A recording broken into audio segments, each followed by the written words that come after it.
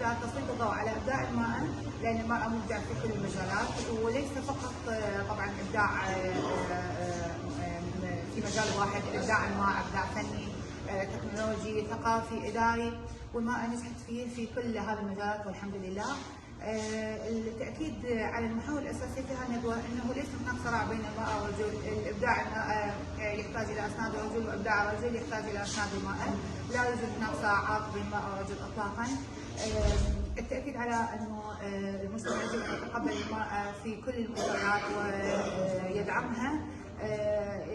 يعني يجب التخلص من النظره الدونيه للمراه بانها غير قادره على انه مثلا اداريا او ثقافيا فنيا تحارب في مجالات كثيره لكونها امراه.